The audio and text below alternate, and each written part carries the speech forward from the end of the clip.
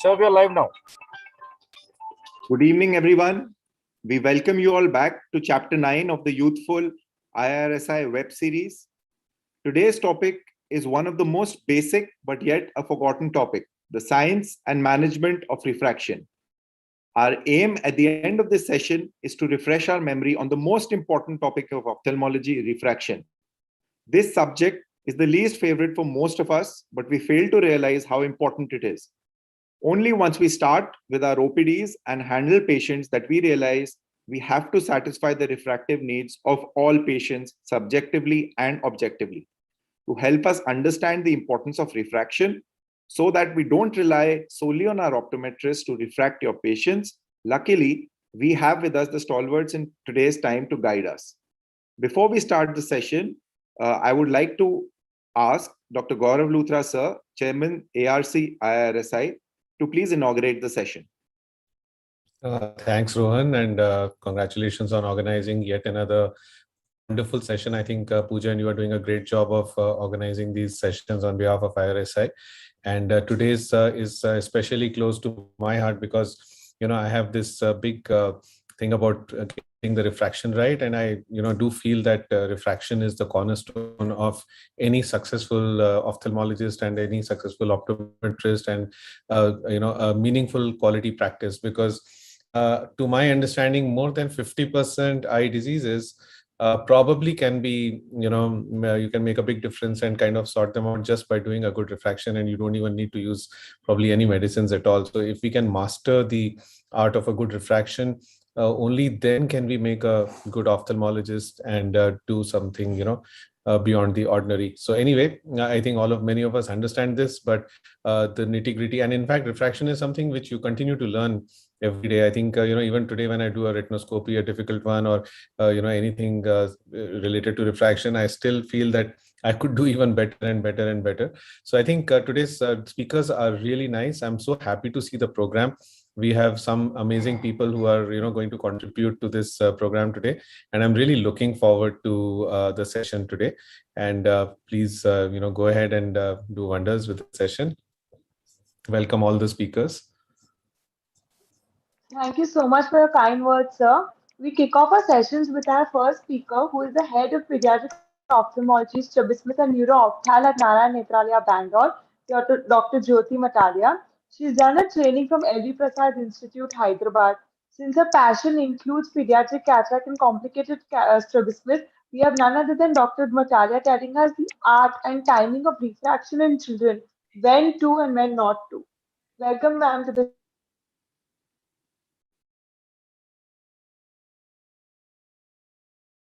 Thank you very much for this invitation, especially Dr. Rohan. And I congratulate you for this wonderful web series, which is really the need for the hour and the advantage of Zoom at our doorstep. So it helps us to do this. I also thank you for inviting me to speak on pediatric refraction. Just a minute, I'll share my slides.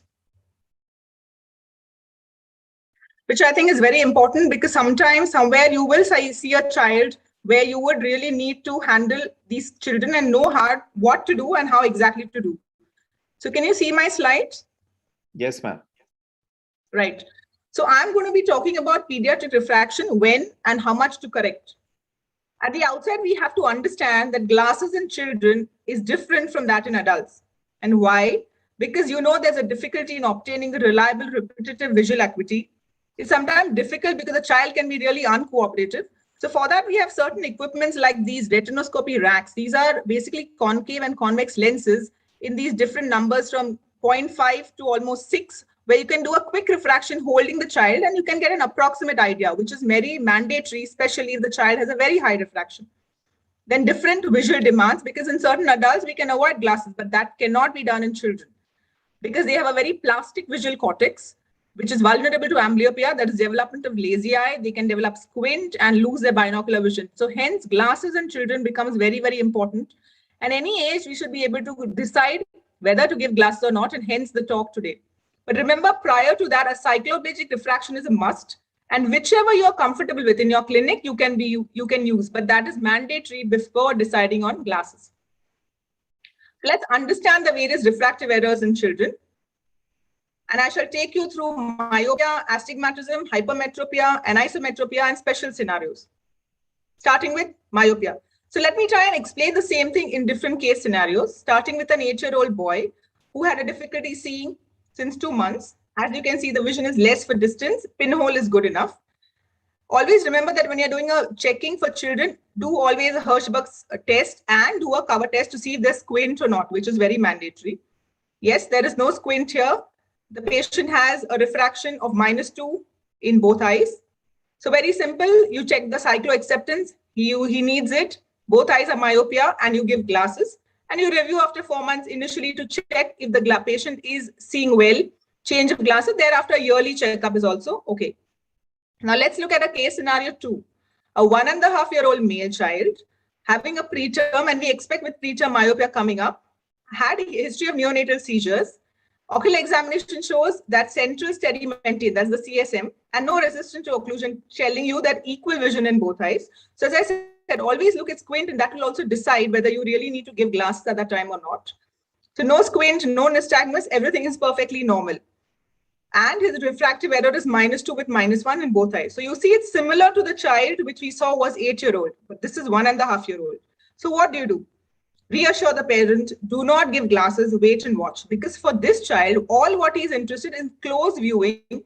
For him, his life is really in close quarters. You don't really have to worry about 6/6, so you don't need to give glasses, but you have to review him 6 monthly and tell the parents don't addict him to gadgets, because that's the common thing which is coming up now. So then the question arises, what is the ideal age to prescribe myopic glasses? What is the ideal power to give? And do we have any advice for progression? So let's address the first 2 questions. So this is the guidelines. And remember, when you're giving glasses, you have to consider 2 options. 1, similar refractive error in both eyes against unequal refractive error in 2 eyes. So not getting confused by this busy slide, let me tell you a simplified method. If patient is under 2 years and isometropic, that is same refractive error, anything more than -4, you give glasses. And between 2 to 4 years, anything more than -3. But there's an anisometropia, that is a difference between the 2 eyes. You know, 1 eye is going to be normal, and anything less you should give. So more than 2.5, less than 2-year-old, and more than 2 between 2 to 4 years should be given. Let's look at this child, 10-year-old boy, blurring of vision, not reading 6/12, and with 6/6, he reads about with -1.25. So do we give glasses? No. Remember, as I mentioned, cycloplegic refraction is a must. And remember, just never give glasses purely. In a child, even if they come and tell you, I have exams, can I give glasses? Please don't give. Because this patient has pseudomyopia. He would be reading a lot prior to exams and landing up with glasses. So when you have a patient with pseudomyopia, avoid manifest refraction, because that will cause more and more ciliary spasm. Tell them to follow visual hygiene, which is the 20-20-20 rule. Take rest. Distant vision activity should be increased. Keep reading materials far away. And even if after giving all this, if the patient continues to have this myopic tendency, give him cycloplegic eye drops. So never prescribe them. Hence, important here is do cycloplegic refraction. So what do you do when you give glasses in myopes? Never more minus than your cycloplegic refraction is the first point. So do not overcorrect. Glasses given if vision is less than 6/9 or if refraction is more than -1. So anytime like this, you will have to give glasses. And if in doubt, you can call them back after 4 months, see them and give. So in children, sometimes you're not very comfortable. You don't have to rush and give. Give them time. Let them come back and then you can give glasses. So always take time. There is no sense of hurrying. Now, that important question, any advice to prevent myopia progression? Now, there's a study which was done by the Brian Holden team and published in 2016 Ophthalmology, which shows that South Asia will eventually have by 2050, 53% of patients having myopia, and India comes in this. In fact, if you look at the impact of COVID pandemic, where it is shown this is years of the age of the child against the spherical equivalent, if you notice from 2019 to 2020, look at the sudden increase. And this is because of the home confinement. So we are aware that the patients are getting more and more myopic. Hence, we have to do something to prevent the progression. And what do? Encourage outdoor activities for 2 hours. Yes, sometimes parents are very anxious not to send a child. Don't worry. You tell them that spend time sitting in the balcony or sitting looking out of the window, because he has to intermittently look far to relax the eyes. Follow 20-20 rule. Keep reading material, whether it's studying, drawing, coloring, anything 14 inches. And intermittent breaks with distance focusing. So this needs to be reinforced with every child. Now, coming to the next important aspect, astigmatism. A 6-year-old child, blurring of vision and squeezing the eyes, had a vision less. Now, you notice the previous case, scenario 1, had a vision of 6/36, but pinhole was good. Here, the pinhole is less. And again, you check for the squint, not there. You see the refractive error, significant astigmatic power. That's why the pinhole vision is not very good. These patients have to be given glasses earlier. So in this case, a patient has come at 6 years. Yes, you will be giving him glasses. Prior to that, get the K reading done, because you need to know the cause for it. Is it a lenticular? Because that will not get corrected by glasses alone. But if it is corneal, you need to give glasses and the patient should be fine. So regular astigmatism, give glasses and call him 2 monthly to see vision checkup or to introduce exercises if the vision does not improve after 2 months. So what are the guidelines for astigmatism? As you can see, under 1 year, more than 3, 1 to 2 years, 2.5 or more, and 2 to 3 years, more than 2.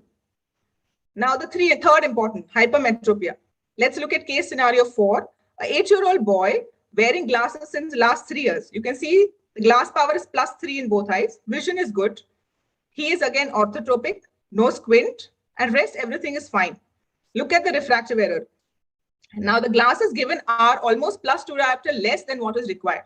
So in a patient who's hypermetropic, you need to give glasses as much, the minimum required for him to read 6/6. So sometimes if the patient even reads 6/6 with +1, it's fine. If he develops astigmatic symptoms in future, then you can add up this up to +5. So what do? Yes, diagnose as hypermetropia and ask him to continue glasses and review after 6 months. Let's look at case scenario 5, a 4-year-old boy developing squinting since 6 months, and you see the vision is less. Now, when a 4-year-old boy comes with squinting, remember, why does that happen?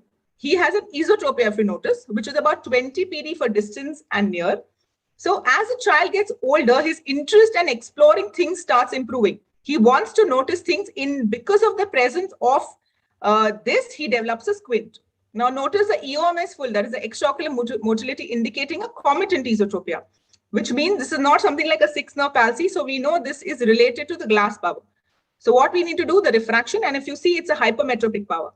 So somebody who has a plus power wants to see better as he grows will end up developing a squint. And this will happen only of a shorter duration as and when his interest increases.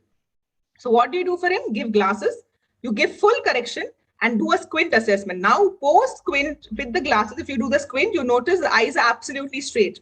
This is a classical example of refractive accommodative esotropia, and the glasses completely correct the squint. So this patient will need full correction of glasses.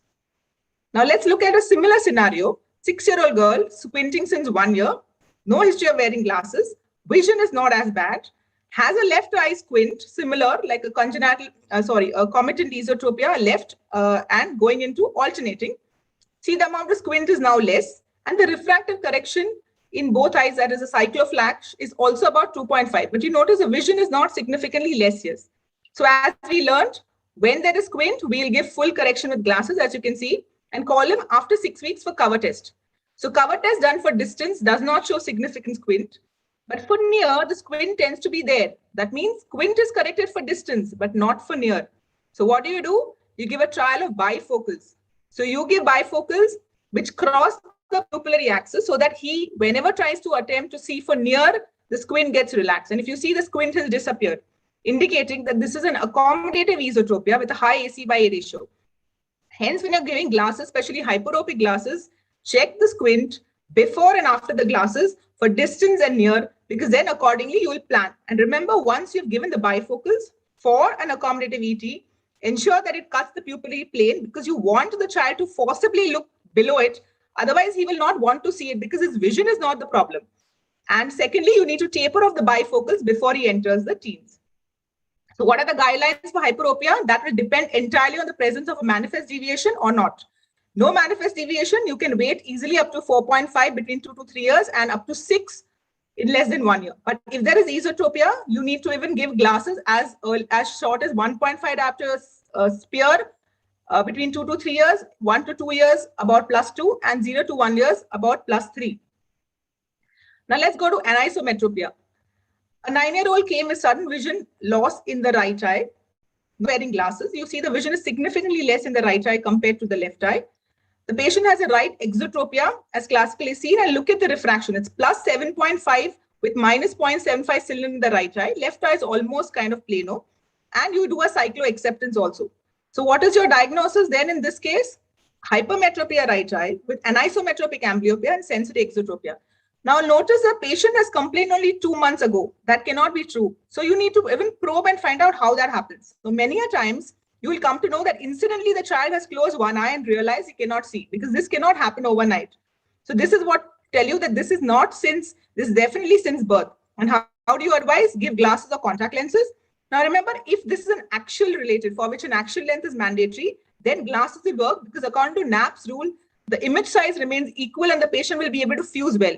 But if it is related to any lenticular problem, in that case, you may need this to work, and you or a corneal related issue, you may need to give a contact lens.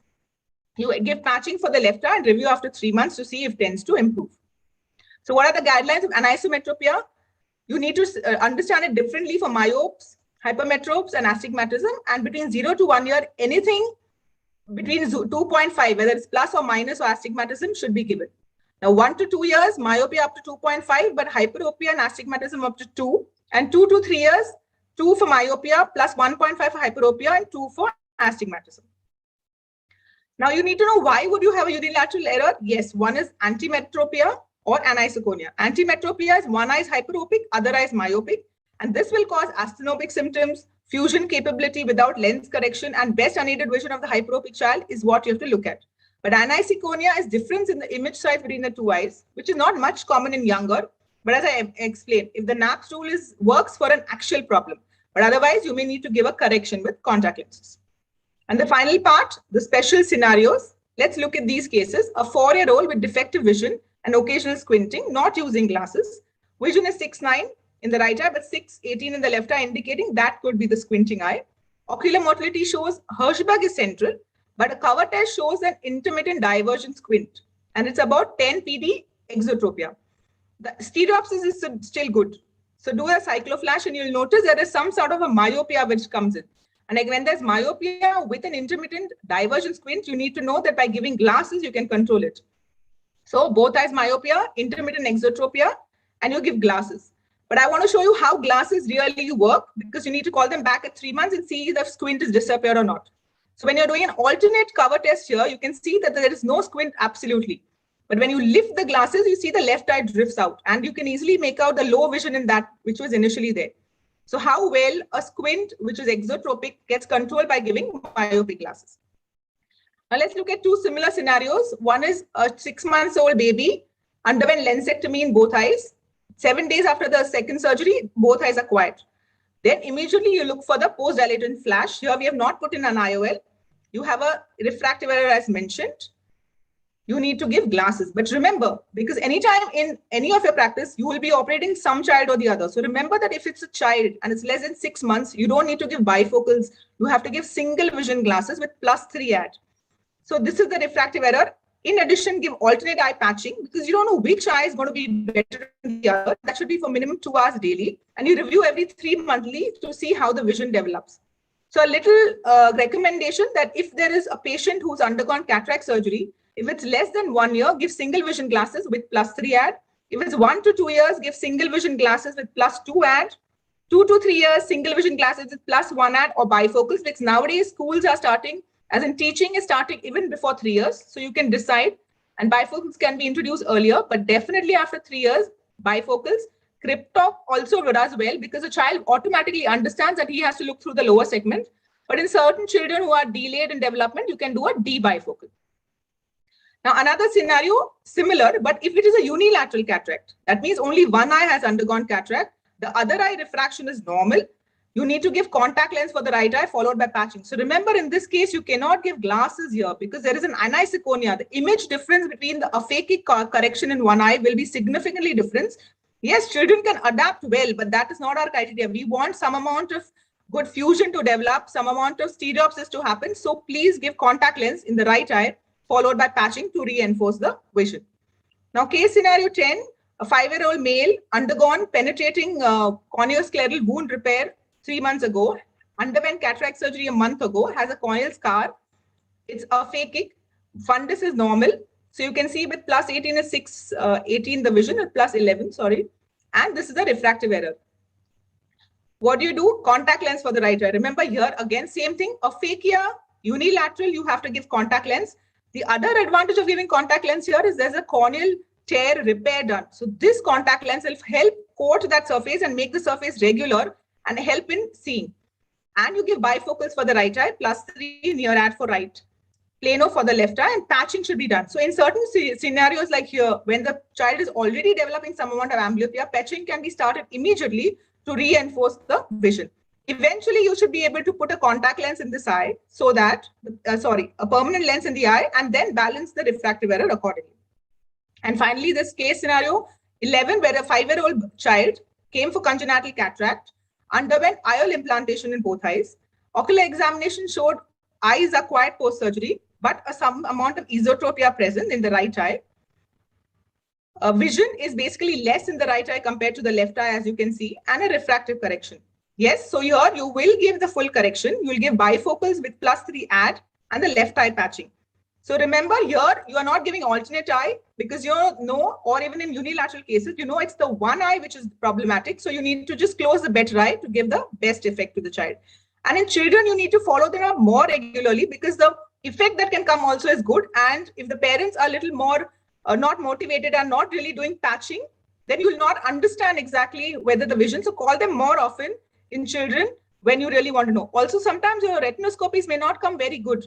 Don't worry, as I said, call them back after 3 to 4 weeks, repeat it. And once you get 2 readings which are matching, you can go ahead and give.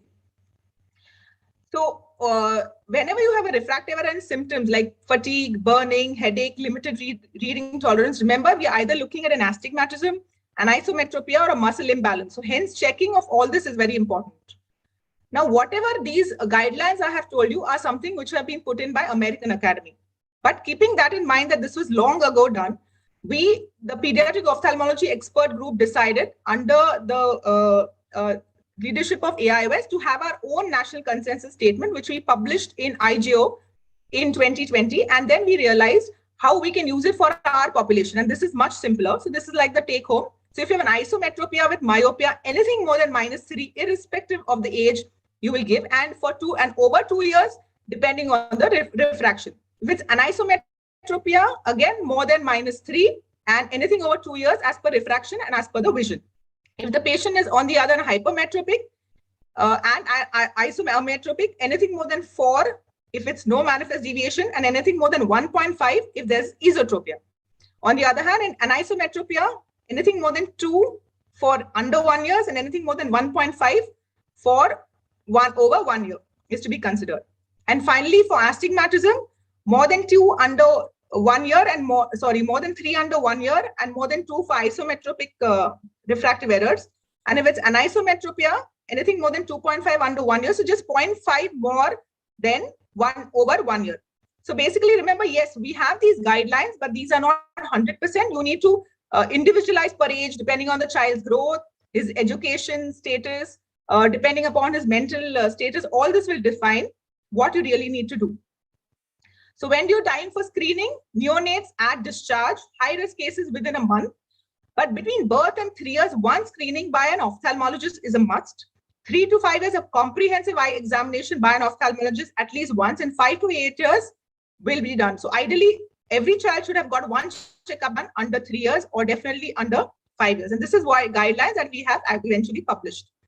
So now final thing is, what tips do you give for spectacle selection? Remember, you need to educate the parents very well. Sometimes they feel it's a disease and you need to understand that it is not. Wearing glasses is something as simple, and that is important for that child, and eventually you can definitely remove them.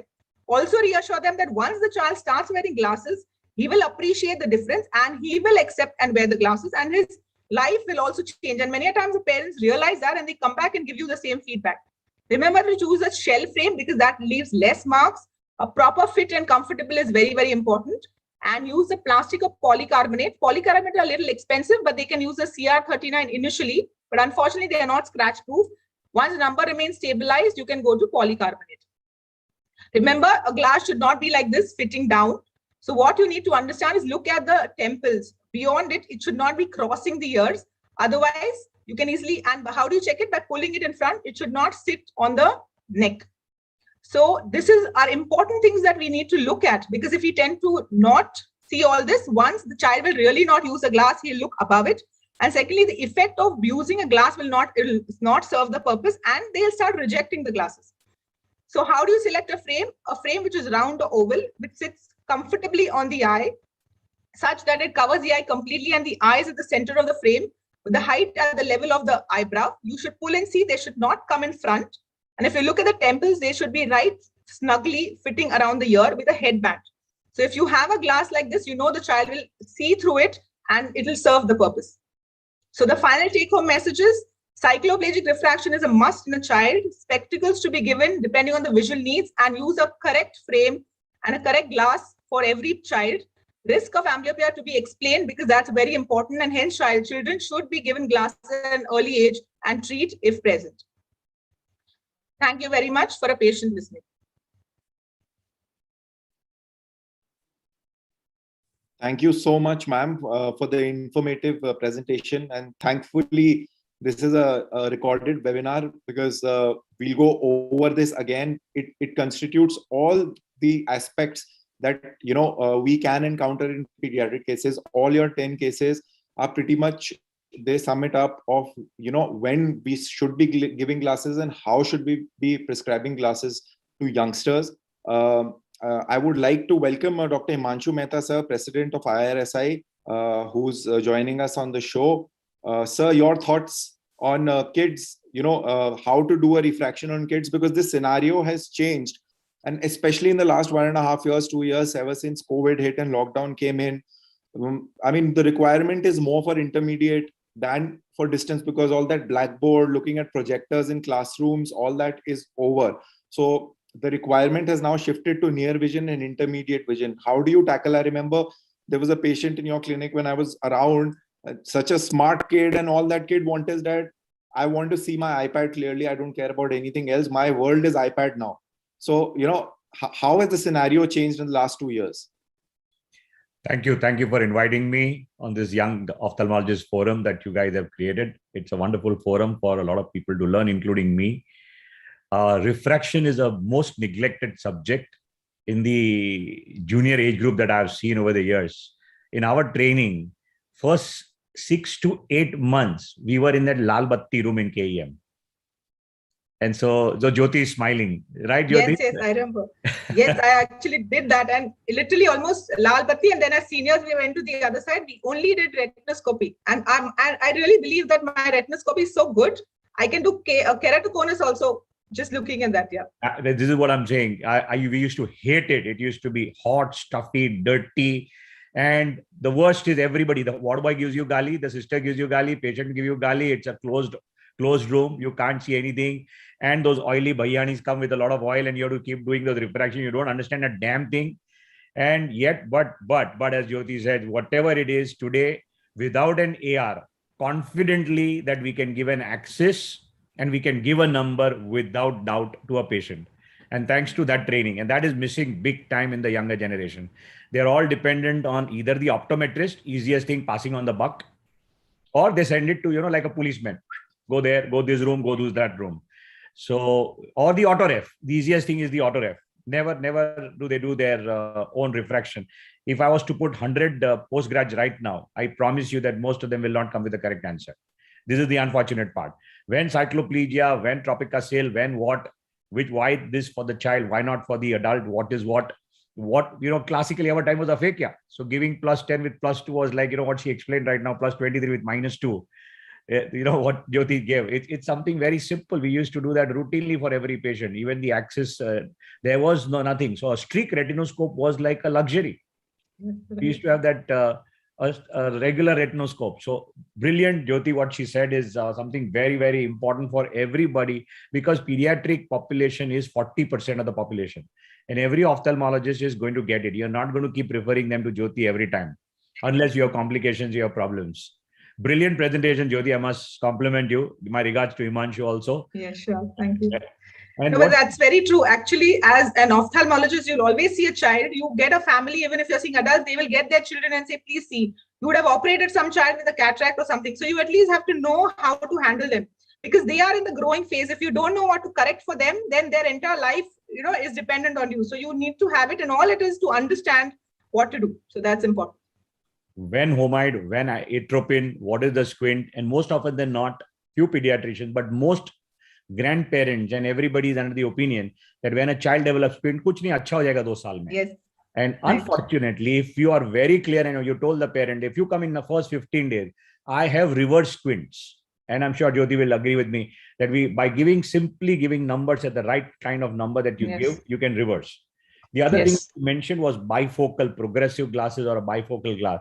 The optician says the doctor ka dimag gum gaya.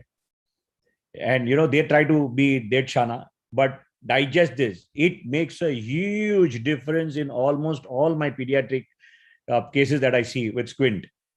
Their spasm of accommodation for reading is so much, and the amount of accommodation, that if you give +2, +3 kind of, their muscles are very strong. So you might have to give even stronger for their accommodation. And that's why a multifocal would be a great help to a child. Every word she said, you need to go back again and again, because there's a lot of wisdom in those last 10 minutes, what she spoke about every particular example. Beautiful presentation. Thanks so much. And a lot to learn from every point that she mentioned. Forget cataract. You may not be doing cataract surgery, but to prescribe to these patients, because you are going to get them. And pediatric age group is a very important age group, and the parents will love you, because if you've done something good for the child.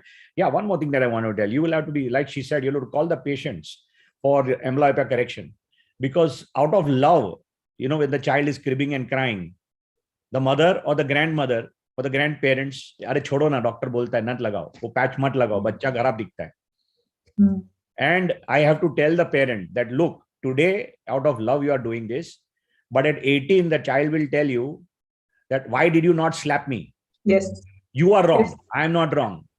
I was a child. You should have done this to me. You should have slapped me and made me read. And yet parents don't come to you because you are strict with them. So very important to follow up regularly, see how well you're correcting. And children respond like this. And another thing I promise the parents one thing, that the moment your child doesn't crib about glasses, he's got used to glasses. That means it's the correct number. It's the correct shoe size. You don't have to worry about it. So you will have to be a lot of counseling, a lot of psychology, because first thing earlier on, mothers used to start crying when I used to give a number. The biggest thing, I was the biggest enemy of most mothers. All the pretty mothers used to hate me, because they cannot digest that, you've given a number to their child. They would start crying. In the last 10 years, after Deepika and all have started wearing glasses, you can say, look, they look pretty. Things have changed, but it used to be a different scenario. Especially a girl child getting glasses was like a taboo earlier on. So you will have to do a lot of counseling. You'll have to be the psychiatrist. You'll have to be the counselor. You'll have to be the ophthalmologist and get a correct number. Children, most unpredictable behavior. They will keep moving. They will never be steady. You might have to call them twice. You will have to have patience. They'll break your ophthalmoscope. They'll break many things. So I made a child-proof room so that they don't break many things. So be careful about that. But wonderful, Jyoti. Thanks so much. Over to you, Pooja, Rohan. Thank you so much, sir. Thank you so much for those words of wisdom. I'd like to request Dr. Anshika to please introduce Marui Pahuja for our next talk. Thank you, Dr. Rohan. So our next speaker is a specialty contact lens consultant and ocularist at Natasha Eye Care and Research Center, Pune. Madhuri Pahuja is a fellow of the Scleral Lens Education Society and a fellow of the British Contact Lens Association. She's a member of the International Association of Contact Lens Educators and a member of American Academy of Optometry. She's here to help us understand the importance of retinoscopy and contact lens along with writing the correct form of prescription. Welcome, ma'am. Thank you so much for such a warm welcome. It is a pleasure and an honor to be a part of such an esteemed panel of speakers. I am so grateful for this opportunity, and I'm so happy to share my 2 cents about contact lenses, something I'm deeply passionate about. I will be sharing my screen now.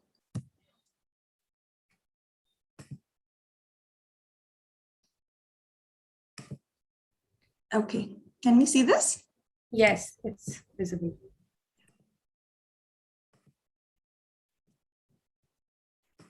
Wonderful. So let's look a little bit upon how do we use retinoscopy in contact lenses and understand a little bit of the basics of contact lenses. So starting with what are the advantages of contact lenses? I think the most basic advantages is that it's objective and reliable, and we're less dependent on the patient's subjective need or the patients who cannot communicate effectively, like in pediatric cases as well. And if we can, with practice, do it more swiftly and it's portable, so can be done at various different places. Understanding contact lenses. So there are so many options that are available in contact lenses. Let's break it down a little bit and understand based on the need, there are different types of contact lenses, right? From soft contact lenses, which in itself has different modalities, or based on the need and the purpose of the patient, we can give different types of contact lenses. We will be looking more into soft contact lenses in the coming slides. Something that has been used age old for many, many years is rigid gas permeable lenses, the small diameter lenses. And so the limitations of rigid gas permeable lenses was that it was more sensitive to the eye, therefore patients couldn't really wear the lenses for long or they would pop out. And therefore they made hybrid contact lenses, which is a combination of the soft skirt of the soft contact lens and the central part of it is the RGB lens. These lenses are also used especially in irregular corneas. And then there is a rose K lens, which is used in like the K standing for keratoconus. And just like in rose K lenses, there is scleral lenses, which is also used for keratoconus, or many types of irregular corneas, also in cases of ocular surface diseases. Now my special love, which is orthokeratology, and I will be touching a little bit upon orthokeratology as well in the coming slides. And ortho K lenses, as mentioned earlier, in one of the slides by Dr. Matalia, how do we stop the progression of myopia now, since it's so prevalent and that we are dreading the future of myopia? What are the interventions that we can take at this point to stop the progression of myopia? And ortho K lenses happens to be one of those.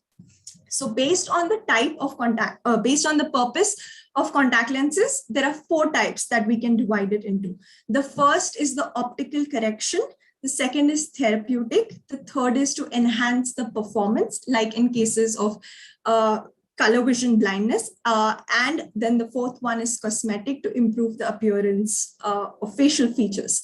The first one being optical, in which we see that there are again 3 types based on the refraction. So there is a spherical lens for a spherical prescription, a toric lens, and a multifocal lens for presbyopia. A lot of times it's observed that due to the lack of awareness of availability of toric soft contact lenses, many practitioners do not really give toric contact lenses, but the results of toric lenses and the vision that you can get with a toric lens is way better than giving a spherical equivalent. So if there is a patient you see who has a prescription beyond a 0.75 diopters of cylinder, it's advisable to shift that patient from a spherical lens to a toric lens, or immediately dispense a toric contact lens. We all want to look younger by the day, so multifocal contact lenses are also an option for patients who have presbyopia. The therapeutic purpose of contact lenses happens to be, as discussed earlier, in certain ocular surface diseases for keratoconus or irregular corneas, given as a bandage lens post surgeries or seen in epithelial defects to reduce the irritation and the sensitivity. It's also used as a drug. There are also lenses that are available as a drug delivery lens and orthokeratology. For enhancing the performance, as I said, that there are X-chrome lenses that can be given for color vision blindness patients, and cosmetic lenses. There are many different companies that give different colored contact lenses that can improve the cosmetic appearance on certain occasions. So looking more into soft contact lenses, there are various ways to dissect this and understand this based on the material of the lens, based on the purpose, based on the need, and what is it that the patient really requires. So there are the classification of the modality of the contact lenses is based on the traditional, which is the yearly lenses, and then the disposable or the planned replacement, which can be daily, bi-weekly, monthly, or quarterly. Now, yearly lenses, I do not really advise people to use yearly lenses simply because over the period of time, there's a lot of warpage of the lens, deposits on the lens, which can lead to further complications. And because there is so much advent in technology that has happened. So why not use the better lenses like quarterly lenses or monthly lenses, bi-weekly lenses, or daily disposable lenses? The healthiest form of lenses would be giving a daily disposable lens, but they happen to be more expensive. Daily disposable lens, as the name suggests, is that you wear it in the morning and then dispose the lens off in the day. The advantage of a daily disposable lens is that you do not require cleaning solutions, but it's good to have it in handy. The second type is the bi-weekly lens, which some of the companies provide. And a bi-weekly lens is, again, as the name suggests, that you wear it for 2 weeks and then dispose of the lenses after that. Even if the lenses are worn just 1 day out of the 2 weeks, and if the blister pack is open, it is not at all advisable to continue the wear of the lens. It's from the day the lens is opened till the 2 weeks or the month or that specific day that the lens can be worn. And then there is a monthly disposable lens and a quarterly disposable lens. Then there are different types of materials that are available. The earlier ones was the hydrogel lenses, and now there are silicone hydrogel lenses also. Hydrogel lenses have a higher water content, which therefore provides the oxygen needed for the eye. But the disadvantage of a hydrogel lens is that there is evaporation, which means that the water from the lens is sucked out from the eye and the environment. Therefore, the dryness that may happen with it would be more. And therefore, there are silicone hydrogel lenses. Silicone hydrogel lenses provide high oxygen permeability, therefore can also be worn as an extended wear lens. We do not really advise that in our country specifically because we do not know the compliance, but can be worn longer during the day. So if I would give a hydrogel lens for 10 hours, I would ask the patient that you can wear a silicone hydrogel lens throughout your waking hours, be it 14, 16, 18 hours. It's not a problem at all because they provide high oxygen permeability and are definitely way more comfortable because you will avoid the dryness issues that can happen by the end of the day, the fatigue that can happen with soft contact lenses if worn over a really long period of time. There are different companies that provide different prescriptions, materials, modalities of lenses. Some of them are listed here. There are many more. I have no financial interest, and each of these companies has a list of the different lenses that you can order from them based on hydrogels, silicone hydrogels, daily disposables, monthly, quarterly, yearly lenses. And based on your purpose and your prescription, you can decide which company lenses would you like to order. One of the important factors to keep in mind is also the keratometries that you're doing for patients. Luckily, they have done most of the work, and we can give the base curve of the lens, which fits almost 95% of the population. But in certain cases where the base curves that are designed that are universal, if they do not fit the patient, there are some companies that can give you a customized lens as well. A lot of companies, the lenses that are available in the market easily are up to minus 2.75 diopter cylinder and minus 20 diopter spherical. They're available first in 0.25 steps up to minus 6, and beyond that, it's in 0.5 diopters. In cylinders, they're available from 0.75 diopters to 2.75 diopters in hydrogels, and in silicone hydrogels from minus 0.75 diopters to 2.25 diopter cylinder. So once you've done the refraction, you can identify which is the best suitable lens for the patient and then dispense. There are few steps and guidelines I will be taking you through to understand how do we dispense a soft contact lenses, where do we start, and how do we just go about it. So starting with, I think the most important factor is history taking. Just to understand the purpose and the motivation for why the patient really wants to wear contact lenses. Is it like an occasional wear, so daily disposable lens would be better? Is it that they want to play sports, or is it that it's just for an aesthetic improvement in certain way? Contact lenses are a really good option for sports vision also. So just understanding what is it that drives the patient to wear the lenses.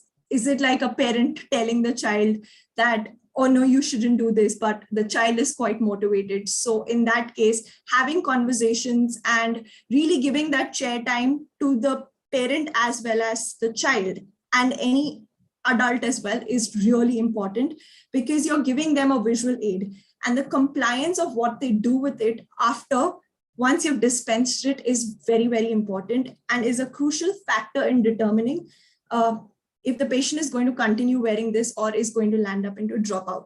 So understanding the purpose and the motivation, knowing that there is no underlying history that would be bad, like not a factor that you would want to give a contact lens to the patient.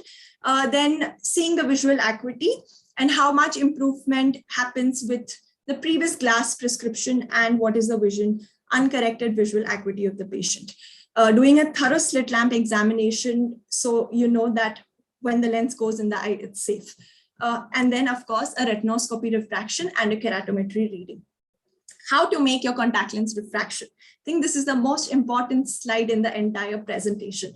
It's easy to go online and really put just the number of, okay, this is my spectacle refraction, and this is my contact lens. What is going to be my contact lens refraction? So starting with that, it's easy to put it online. Then second is there will be charts given by companies. You can really decide what is it after seeing the chart that, okay, this is the contact lens, this is the spectacle prescription. And based on that, this is the vertex distance correction that I need to do. Why is it that we change the prescription in a contact lens beyond a -4 diopters?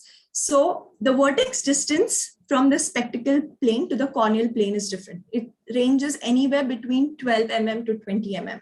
So now you have to make up for that vertex distance correction. Up to 4 diopters, it's almost like 0.12 difference, and beyond that, it goes to a higher difference in the spectacle prescription versus the contact lens prescription. Therefore, it is really important that you do not give the same spectacle prescription order for your contact lenses.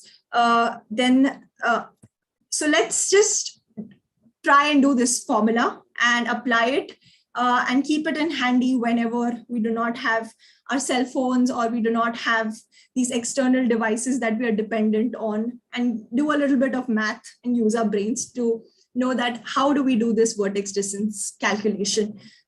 The first is to decide a contact lens power. You have to know what your spectacle power is. So, what is the prescription that you've gained through your retinoscopy refraction. So put that on the top and get the vertex distance. So anywhere between 12 mm to 20 mm. So in this case, let's think of it as 14 mm, and put all of these readings into the formula.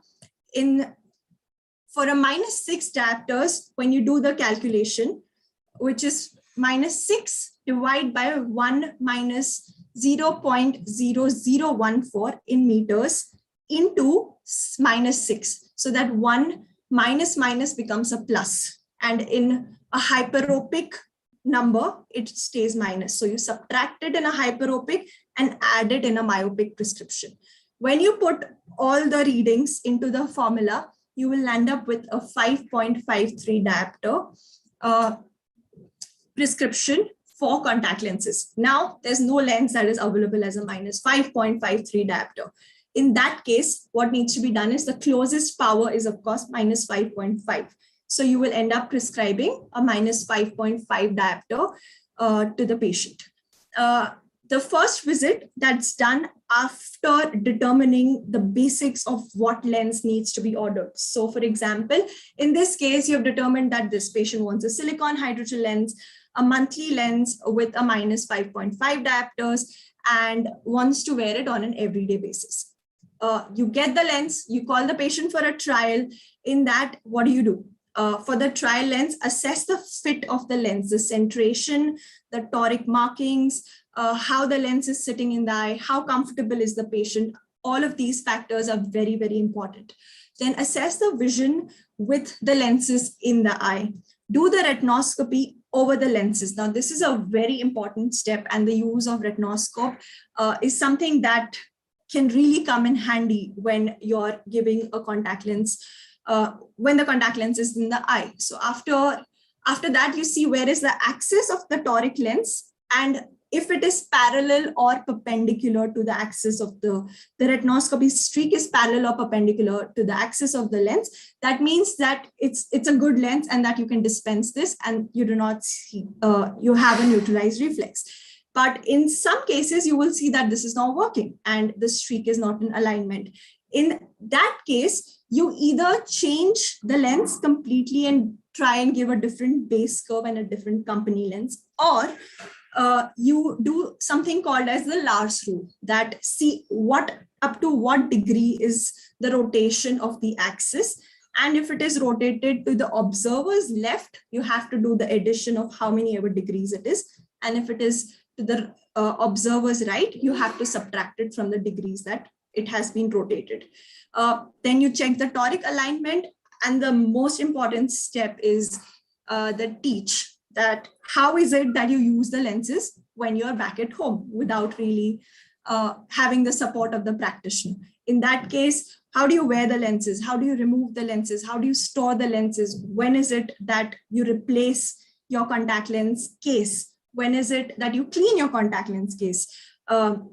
Every single day, the change of solution in the case needs to happen. The care and importance is a very, very important and a crucial step in determining that there are no dropouts that happen with contact lenses, and an added advantage when the patient comes to a clinic versus if they go to an optical store. These steps are usually just missed, and most patients just do not know how to take care of the contact lenses and therefore land up with a lot of complications and end up in the ophthalmologist's clinic. So we want to avoid that and make sure that patients have healthy eyes with contact lenses. After we've determined that the patient is happy to take the contact lenses home and knows how to take care of them, you do a follow-up after a week where you assess again the fit of the lens, assess the comfort. How is it that when they're back home, how are they using the lenses? How many hours are they wearing the lenses? Are they compliant with the teach that you've given? Make sure to ask them to do exactly what they're doing at home. You will see a lot of patients will not wash their hands when they're picking up the lenses and just putting it in the clinic. So you have to remind them of these very important steps that need to be done when you're wearing contact lenses. And just check for the care and maintenance and reiterate the fact and the importance of why we're doing this. Just getting a little bit of glimpse of keratoconus and retinoscopy. It's a little tricky to do retinoscopy in keratoconus, but a really, really important step. We see the scissoring reflex in keratoconus when retinoscopy is done. And why is it that I'm speaking of keratoconus specifically right now? Is because, as I mentioned earlier, that there are certain lenses that are given with the advent of technology. And I almost think that these lenses are magical aids that help in visual rehabilitation for patients who cannot be visually rehabilitated through either spectacles, any type of other contact lenses, except some, and surgeries. So in that case, we give something called as scleral contact lenses. When scleral contact lenses are given, it's a tedious process, but it's absolutely worth it because the patients really land up with amazing vision by these specific lenses. And why is that? Is because these lenses create another smooth refracting surface over the irregular cornea. And there's a vault that's created which has a reservoir of fluid, liquid or fluid, which is basically the saline, can also be used as a drug delivery system. In such cases, the patient's visual rehabilitation becomes great because of having this smooth refracting surface over the cornea. And these lenses are absolutely comfortable as compared to RGP lenses, which are also given in keratoconus, because they do not sit onto the cornea. The landing zone is onto the sclera. That's why the name scleral lenses. Let's talk a little bit about orthokeratology and myopia control, because when you do refraction, you see patients with myopia, and especially in cases where you see a pediatric population having myopia, it's absolutely essential to tap into prevention of myopia. And what are the options that are available right now in contact lenses for myopia control with or without pharmacotherapy is orthokeratology.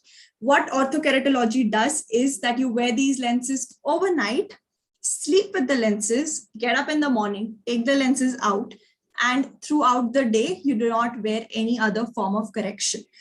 They temporarily, mind you, temporarily reshape the corneal shape so that the patient is aided with good vision throughout the day.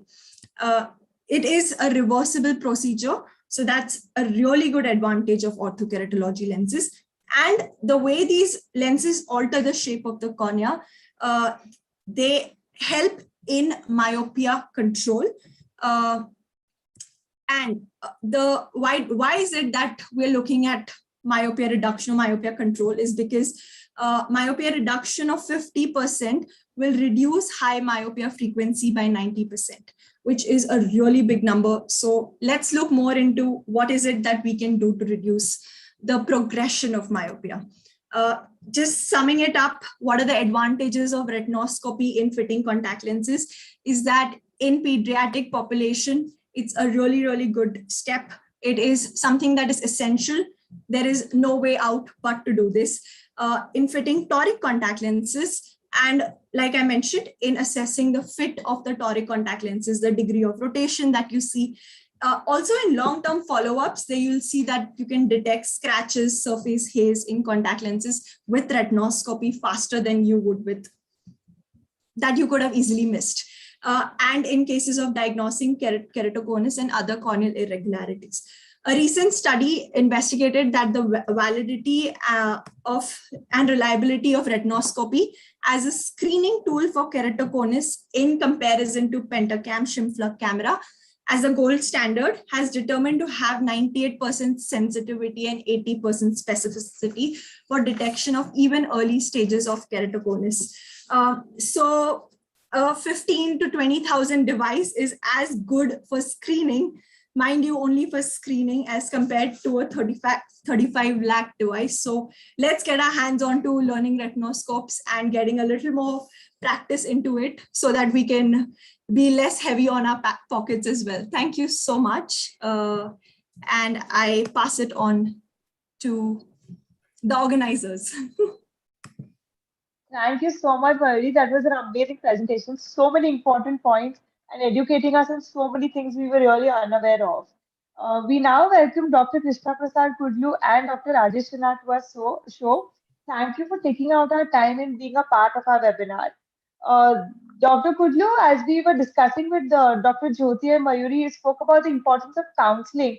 I wanted to ask you, how do you go about counseling your patients for wearing glasses and or contact lenses?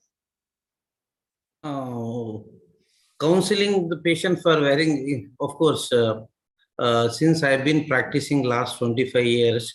So initially, I think I started my career like how Dr. Himamshu was telling initially that we all used to do the retinoscopy, not even in streak retinoscopy, that the regular retinoscopy used to do.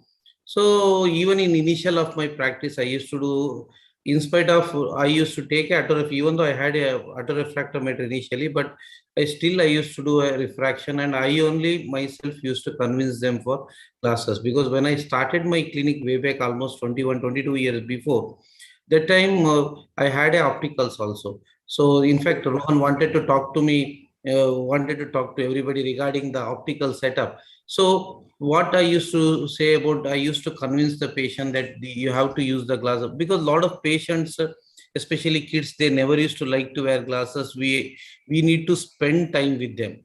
Now the overall scenario has been stopped. We see that and we just give to the optical people. They convince the patient. But for a standalone single practitioner, their initial practice is bread and butter is opticals. Of course, it is good that patient, it is also from the patient point that if they are having refractive error, they have to wear the glasses. So we need to spend time with them to convince them for spectacle wear also.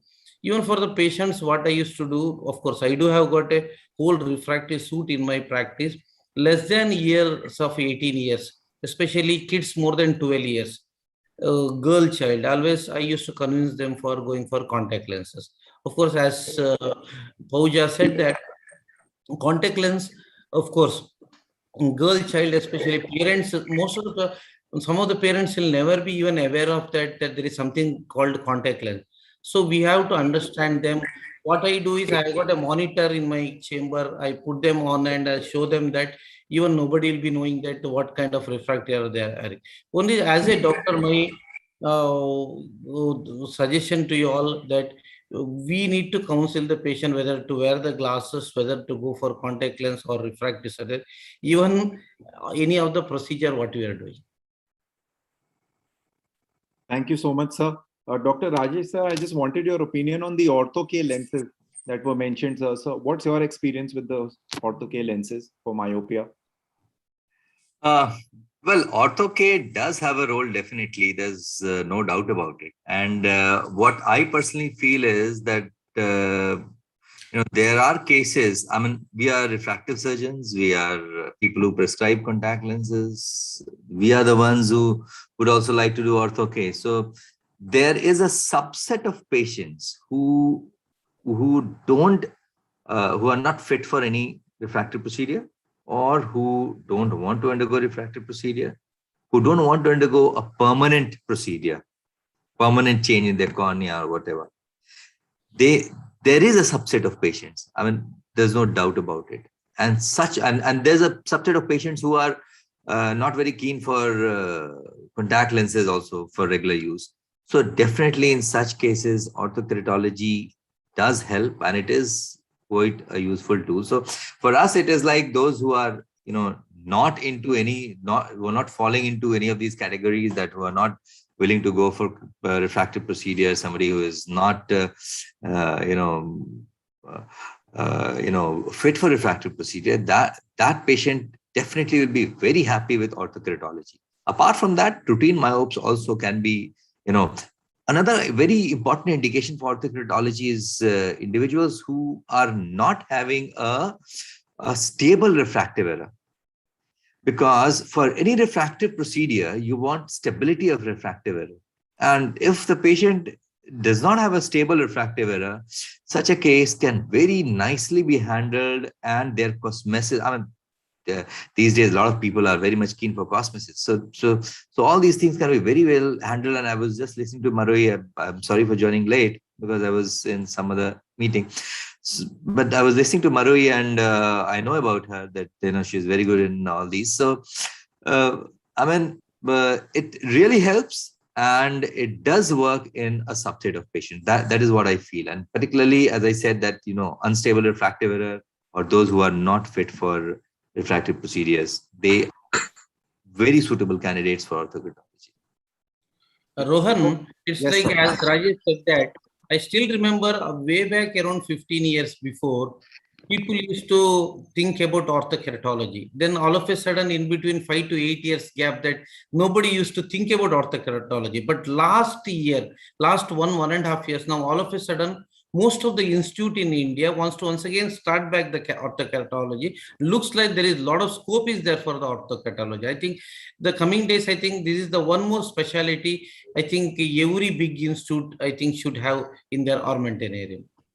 Completely agree with you. Actually, we started it long back in 2009, and then it was actually aborted because of some reasons. We started in a project, and now again we have started for the last 6 to 8 months or 1 year, and we are just trying to expedite that number, because over the last 1.5 years, because of COVID, things were not in proper line. So that's why the number of patients in that group did not add much. But over the last, I think we started this project about 18, 20 months back. Then again, because of COVID, it was a little bit stalled. But yes, whatever results we have found out, it works well. And that is why I said that, since we all are refractive surgeons, we all are, people who prescribe contact lenses also, prescribe spectacles also. A couple of us are wearing spectacles also. But there is definite indication for orthokeratology. This is, I feel, and 2-3 indications, as I mentioned earlier, are definitely there, which can be very well handled by orthokeratology. So one more point to add in pediatric is in myopia progression. So now that we're expecting, and now with the sudden boom happening, we can consider this as one of those, though we are using low dose atropine, but this is one possibility, especially if there's associated astigmatism. Then that is something which as rightly said, a lot of institutes are exploring it, and when we are looking at starting this as a part of controlling the progression in myopia. Dr. Rajesh Sinha and Dr. Kudlu, thanks so much for sparing your valuable time, yeah, friends. That's the young ophthalmologists don't know. These are very, very busy guys, very difficult to catch them. Jyoti also, big institutions, big names. For a small topic like this, they may not have spared time, but it's very sweet of them to give their opinion. And wonderful to have you there. Kudlu, nice to see your smiling face. Thank you. And Dr. Rajesh Sinha is always there, always. You can back on him for no question about it. He'll be there. Thanks so much. Thanks for inviting. Yes. And for the junior population, don't miss out. Money has to be made in contact lenses. Why should the opticians be making money? Look at the whole talk. Marvi has been smiling, she's been smiling herself, that look like at all these suckers, been missing out a lot of revenue, which is being missed out. There was a time when we used to do semi-soft lenses, there used to be a competition, and because those guys could not do it that well, chashmawalas. So we used to spend a lot of time doing the measurements and giving them the semi-soft lenses. The younger generation has not seen that. You've seen how the marketing companies just took away the lenses from doctors altogether.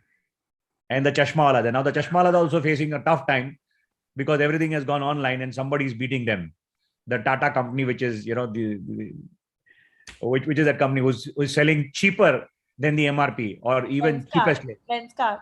Yeah, Lenskart. Lenskart is doing it to create a big base so that they can buy off everything. Their volumes are the volume game. They can be bought over later. The valuation game before they come to the market. So the whole contact lens market has changed phenomenally, but there is still space, and don't take it lightly. Why should the chashmawalas who have no idea about hygiene of eyes taking up the vascularization, the granular formation on the conjunctiva, all that which will come to you is a huge volume from where you can take up contact lens practice yourself. And very, very important point that they mentioned, overnight wearing contact lenses, not many would mind. It's just that it slips out of our mind due to regular practice. We concentrate more on monofocal and multifocal than getting onto this practice. Very important point about hygiene, you raised. I wanted to ask Dr. Jyoti about this. That if if I have to counsel a patient very quickly in a busy OPD about how to take care hygienically about contact lenses, Now, how would you sum it up quickly to tell the patient these are the most important points? These have to be taken care of. Can you just say that again? Ma'am, hygiene of contact lenses. In general, in a busy OPD, if you have to, counsel your patient about the hygiene of contact lenses, what are the, 2 or 3 most important points that you would tell the patient that these have to be taken care of? Yeah. So one important thing is you have to clean your contact lens every time you remove it and wash it with the solution. Like if you are not going to drink that tap water, you will not be using the same thing for your contact lenses, because the last thing you want is clean it with it and put it in your eye. Secondly, we have to tell that if you do that, you'll actually land up going blind. And that is the worst thing, because this black part that appears is more or less a transparent structure, which can go white. And if that happens, there is no treatment. Yeah, obviously there is, but unless you really sometimes scare the patient, they are very casual. Thirdly, you should not sleep with your contact lenses anytime, especially when I give contact lenses to all my children who have undergone surgery for a phakic. Anyway, you have to educate the mother. And fourthly, you should cut your nails. You should not be using nails, long nails, especially when you're cleaning and all. So these few things you need to just quickly tell them so that they look at it seriously, because I said, if anything goes wrong for a cosmetic reason, you're going to land up affecting your eye, and that's the end. There is no way coming back. So these important things you can inform. The tap water pearl is a great one, ma'am. It definitely will be used. In fact, a lot of patients do say, we could wash our eyes with tap water. I said, do you drink it? They said, no, we don't drink it. I said, then how can you use that for your eyes? And we all have tears, just blink more often, sometimes you have to tell them. So that's important to say. Practical point, Rohan. One of the things they do is they remove the lenses. They have no time. They are drunk or they are late, always removing the lenses. The last thing, they are very tired. They don't want to clean the lens. And they say, we clean the lens before wearing it next day morning. So I had to give them the example that khana khane ke baad, you wash your hands. Now, next time you go for your meal, don't wash your hands immediately after your meal.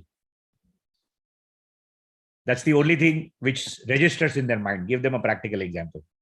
Yeah. In fact, you can even have images of bad cornea, spoiled jut related to contact lens, but how it can look. And sometimes if you show them, realize. In fact, when it comes to even glasses, I have to reinforce that if you don't wear the glasses, child can go blind for life. So when you tell like these words, sometimes these sound a little like the parents are like, okay, taken aback. No, I don't want that to happen. So I will do it. So, yeah. So one thing I would like to add one thing what Jyoti was telling, very rightly pointed out regarding tap water. There was one study that was done in London regarding the growth of organism, the tap water, and they found out that in London, 80% of the water that they collected from taps, various taps, in 80% amoeba, there was presence of amoeba in it.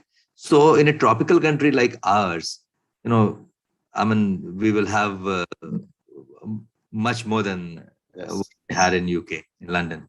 So that is one point that is, very much, we have to highlight, and which Jyoti was very rightly pointed out. And don't sleep, she has mentioned. I would add one more thing: don't swim, because I've seen a couple of cases of acanthamoeba keratitis who were contact lens users, and they have done swimming using contact lens. A few have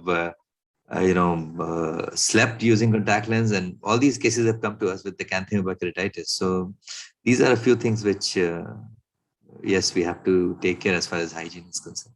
Thank you. Also, if I may humbly add another thing, which I believe is a really, really important step, is you cannot hurry this process at all. It's a very, very important step. You can assign it to somebody at the hospital to let them know that these are the steps. Give the patients the stepwise guide and get a consent from them that I know what I need to do and that I'm going to follow the procedures, because you don't want to end up in complications after, when they have not taken care of their lenses back at home. You have informed them all that is necessary, and yet the patients may not be compliant. So it's very important that you get a consent from them that I know what are the steps that need to be done in the process. Yeah, great point. Great point. Thank you so much. So we'll move ahead to the next talk. It is my pleasure to introduce Dr. Krishna Prasad Kudlu, the chairman of Prasad Netralaya, a super specialty eye hospital. He has been the chairman and secretary of many ophthalmic societies across India. The government of Karnataka awarded him the Karnataka Rajyotsav Award, the Nadoja title. We have him on the show to help us aim like how he did and set up a stepping stone for building our practice ground up. Welcome, sir. Yeah, thank you so much. Yeah, just let me share my screen. Not able to. Sorry, just a minute. 1 second. I'll just I'll open the presentation. It has been opened, but I don't know from.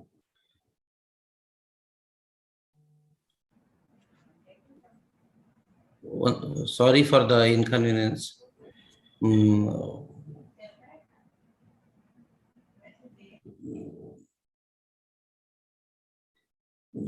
Sorry, can you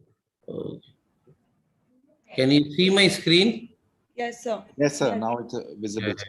Yeah, sorry for the inconvenience. Okay, I think my presentation might be a little bit useful for all the beginners, or this is what I did in my career. I'm just sharing my experience. So once again, I thank the young IRSI team, especially Rohan, for this opportunity. It's always a pleasure to be part of young team. So my talk is today on building your practice ground up. So no financial interest for this particular talk. So why we have to start private practice? Of course, Rajesh may scold me here because they are in the #1 institute as a consultant. But especially we are all practicing in a very small place. Always we dreamt about starting a private practice. So always the thrill of starting and building a practice is always something special when you starting. Probably I always feel that it is the most gratifying moment that one can experience when they're starting their own, which has been not given to them on a platter. So initially, normally everybody will have a downside, but always it has been overshadowed by the very little successful moments day by day. So coming to the starting a practice, there are two ways you can start. You can start small or you can go big. Once again, it depends upon someone's financial abilities. But I believe that my personal feeling that you start small, then go big. So always these are the advantage. Always when you're starting your own practice, you are the boss of that whole clinic or the hospital. The joy, especially as an ophthalmologist, is nothing but we give the patient vision. Of course, when you're starting only, the excitement will be something different. And from the first day onwards only, growth will be noted, and also with some amount of remuneration. So, of course, what are the process of starting from scratch? So whether to choose a location, metropolitan or a tier 2 city. Let me come to the one more very important point. In the city also, the location is very important. Where you are starting the practice. Of course, whether to have a rented place or own place depending upon your financial abilities. But I personally feel that to start with, I think you need to have around 3,000 square feet area. I keep telling all my friends that don't hesitate to, when you're starting a clinic, don't hesitate to do a good interior decoration. That is very, very important. Of course, where to start? Urban or semi-urban? Of course, I started my hat in the semi-urban areas because I started my career like this. So let me come to the reception part. It's very important. You need to have a good reception. That itself will build your in-house marketing.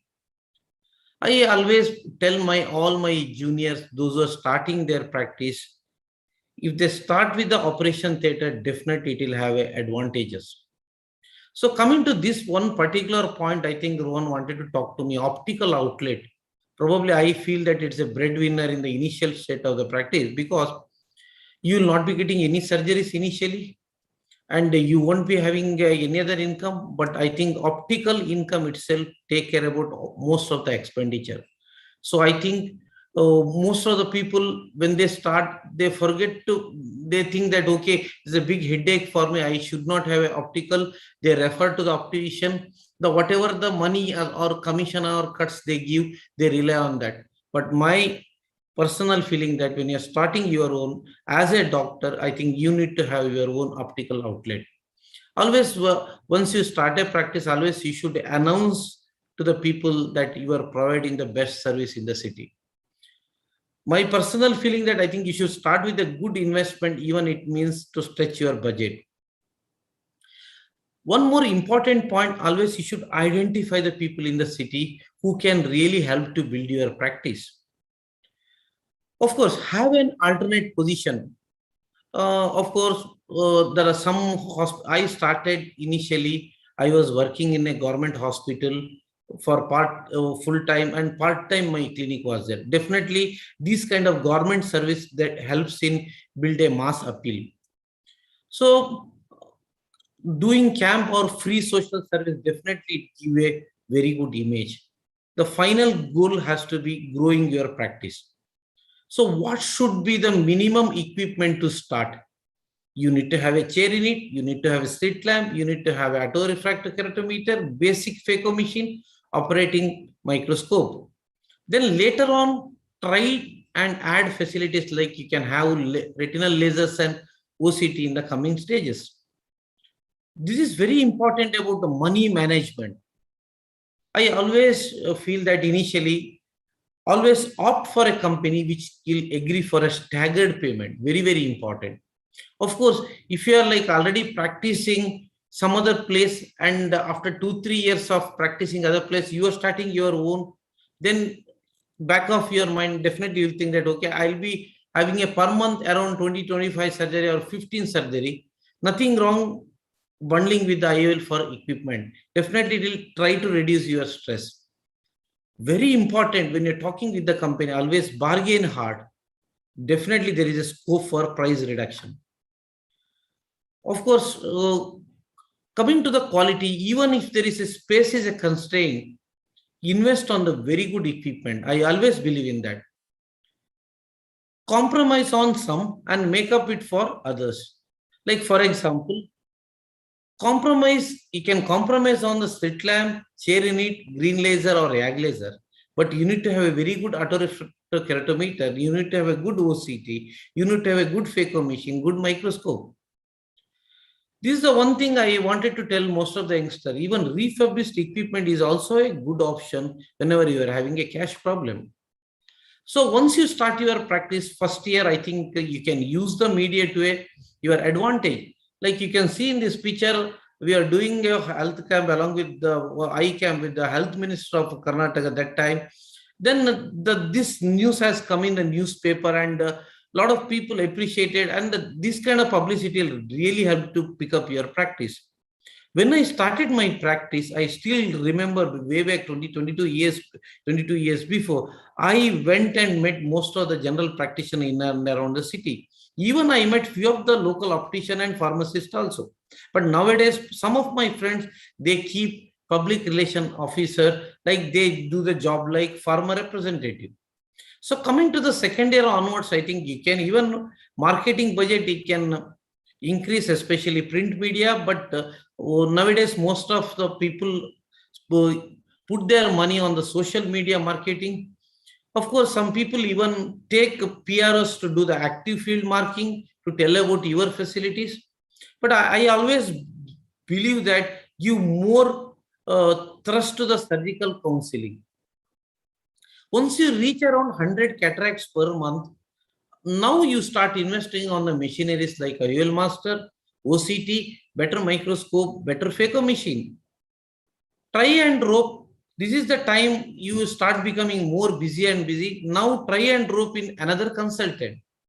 When you're taking another consultant, you can take him as a partner or you can take him as an employee. But one important thing, better if the partner practices a different subspecialty. So once you reach that level, always I had a dreamt of building an institution.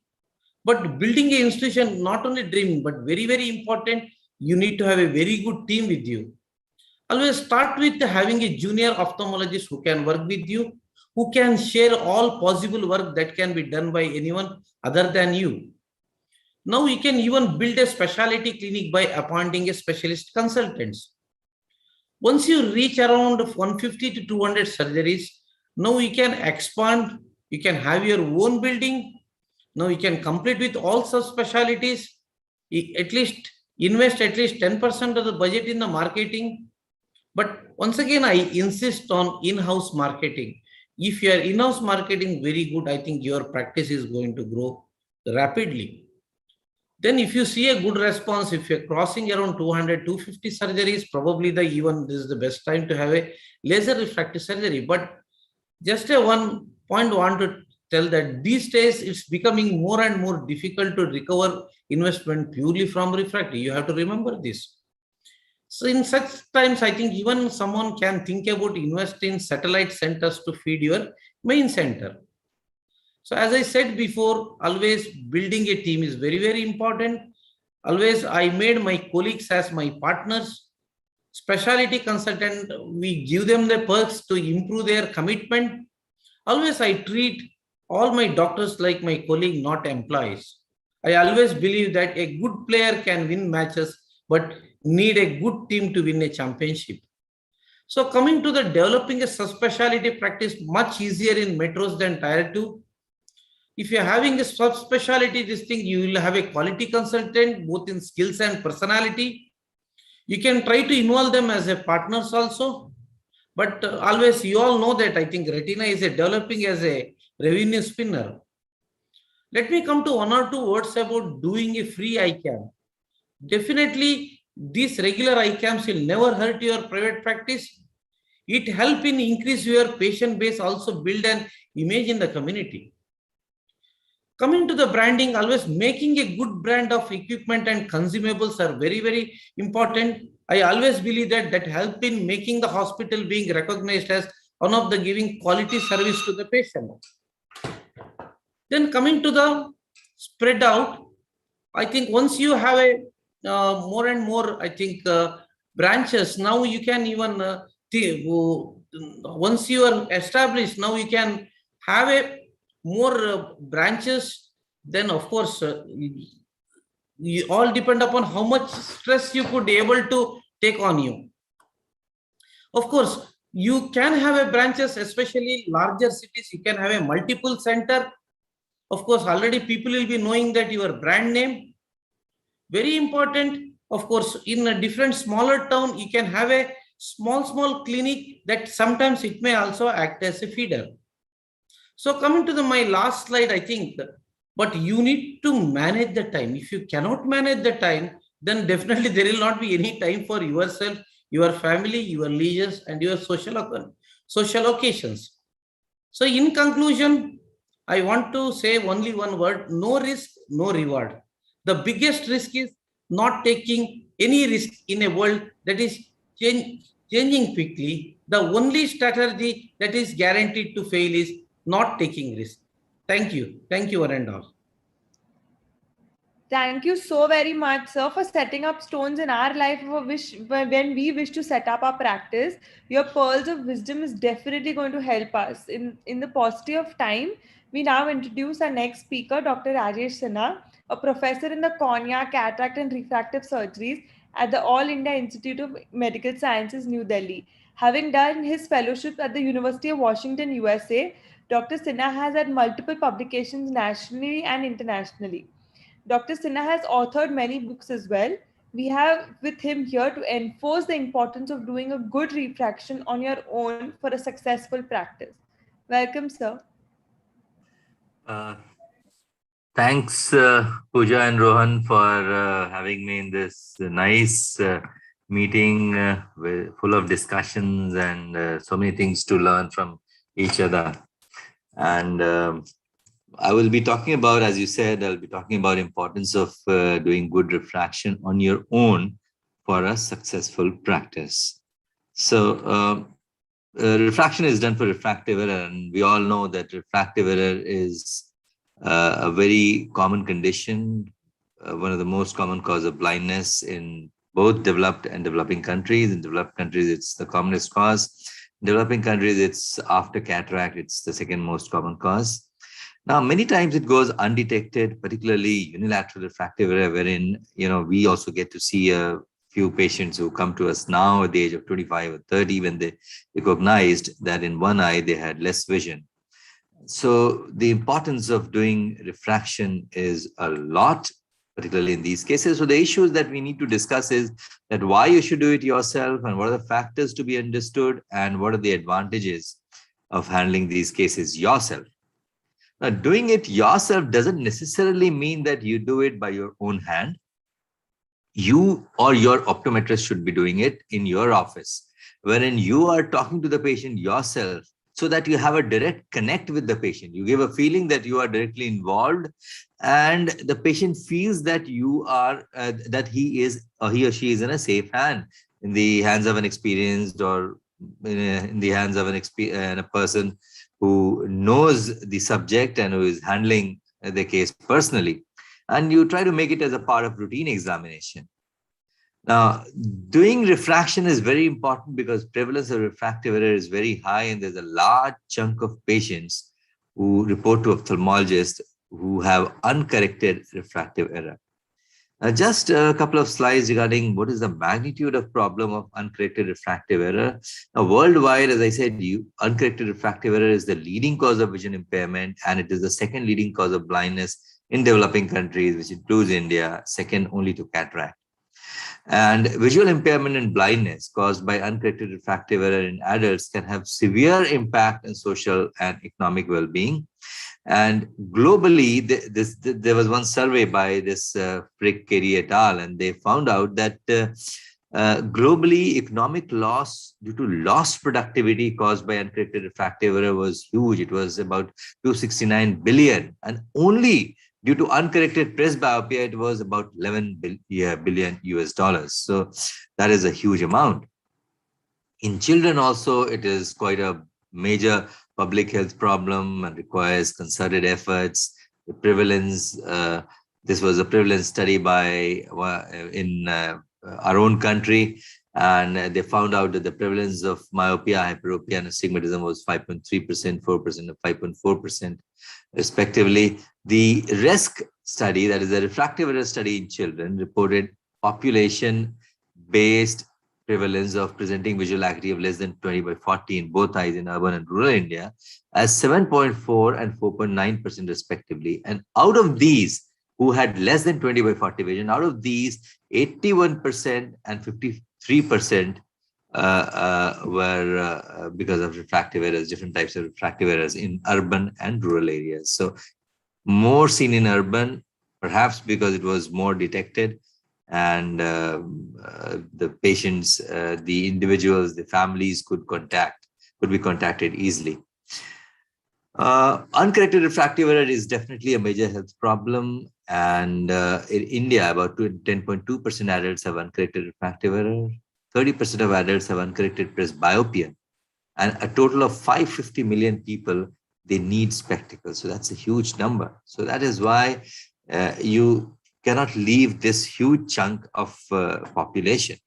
And there are certain points that you should remember while doing the refraction, if you're doing it yourself or you are getting it done by your own optometrist to take care, is that you should, first of all, start with the objective retinoscopy, and that you should sharpen. And of course, subjective refraction techniques should also be sharpened. Shouldn't take a lot of time in doing refraction, otherwise the patient gets frustrated. And the baseline visual acuities should be determined, and the pinhole visual acuity is something which gives you an idea whether this patient is having refractive error or not. If it is improving with pinhole, this means it's a refractive error. If it's not improving with pinhole, then it may be because of any macular pathology, wherein pinhole reduces amount of light focusing onto the macula, and thereby it reduces the visual acuity with pinhole. The ideal size of pinhole is about 1.2 millimeters. If you are going more than that, then the blur circle will increase. And if you go lesser than that, then because of the diffraction from the edges, again, it can cause reduction in visual acuity. Then what all things you need as far as for doing a good refraction? You need a good retinoscope. Well, preferably streak, because it's self-illuminating and it helps you in doing it at any place. A refraction chair with full unit, a space of about 6 meters, or if you can put a mirror, then 3 meters can also do, although it is not preferable, but yes, space crunch can be there, so you can use that. Understanding use of cycloplegic and understanding the use of cross cylinder and duochrome test in order to fine tune your refraction. So these are the things that you need as far as the investment for refraction is concerned. Then you have to understand the reflexes that you get by retinoscopy, then subjective refraction like fogging you have to understand. And the goal of subjective refraction is to achieve a clear and comfortable visual acuity, binocular vision. And it is very essential to start with the objective refraction by retinoscopy, then go ahead and fine tune by subjective refraction, and then communicate with the patient in order to get the maximum satisfaction. Now, the question here is that why it is the need to do the refraction by yourself. The reason is that there's a large chunk of patients who have refractive error, as I have mentioned earlier in my talk. So you should not miss out on such a large population. And if you do it yourself, you won't lose the patient. You can counsel the patient and you can get a good patient satisfaction. And if you can do that, a good visual outcome with the refraction and a good counseling results in good patient satisfaction, and good patient satisfaction results in good revenue collection.